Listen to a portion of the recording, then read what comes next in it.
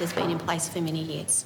And with that, I give the call to, I will take the member for Bass, they're both members for Bass, my apology, Ms Finlay. Thank you, Speaker. I rise this evening to shout out to the Exeter Show Society for an incredible 110th Exeter show this year over our break. It was an incredible day, a stunning summer day, and a gathering of the community. There is very few events like the Exeter Show that brings together the Tamar Valley, particularly those communities around the Exeter area. And it's one of those great shows that still has its connections to its agricultural past, but also provides great opportunities for the kids and families to enjoy themselves.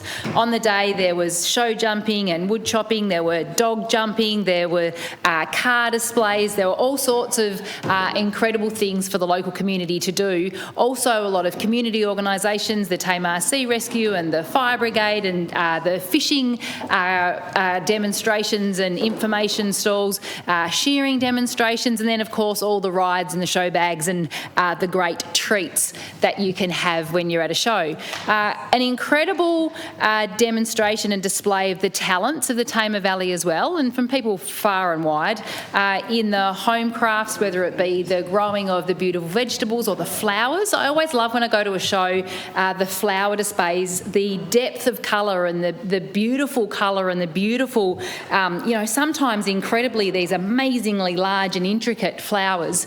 They're always amazing. I went in there really early on the day so that it wasn't crowded out, so you could have a good look around. And there was a photographic exhibition as well, and at the photographic exhibition, a member of the team out of my office, Colleen, shout out to Colleen, submitted for the first time ever photographs in a photographic exhibition, and was awarded not only a number of awards but also the overall public and judges' choice of the day.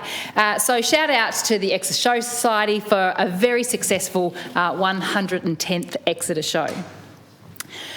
Speaker, there was a comment just earlier around the land titles and how important that is to Tasmania, and I just want to place on my record, in the context of the conversation of selling out Tasmania's future at the moment, the concerns that are being held within our community, particularly around archiving and titles and the history of Tasmania. The government, on behalf of Tasmanians, are the custodians of an incredible historic archive dating back 200 years of documents and titles and conveyancing transactions. What a wonderful and incredible asset that is held within Tasmania. Records are kept by the government on behalf of the people of Tasmania, and some people might remember back in the day you used to be able to actually go to buildings and go down into basements and actually see source documents and original titles, which both was important and useful when people were making transactions, but also was an incredible and wonderful experience. There should be credit. This land titles is connected to my portfolio, as is technology, and there should be credit to the government. They've just invested heavily in digitising the records, making them more accessible. But I suppose a question would be, having done all that work, would you go to the extent of all the digitising just then to privatise? There are so many risks associated to Tasmanians around the records that are held by that potential process, and a question, I suppose, on the investment just made. Is that the right thing to then do, just to let it go? A number of questions that I've got around these physical records. What will happen to the physical records if privatised? What will happen to the historic documents? What will it mean for the list that are used every day by many, many people, not only public servants but members of the public, businesses and organisations that use them in their day-to-day work? Will governments have to now pay to access the list to do their work every day? And will that then see an increase in the cost to do that for the everyday Tasmanian that wants to make an inquiry into the list, for people that are having transactions for government departments? What will it mean to access that very valuable and essential critical public asset right now. Are there questions around copyright in terms of the historic nature and the personal nature of some of these documents?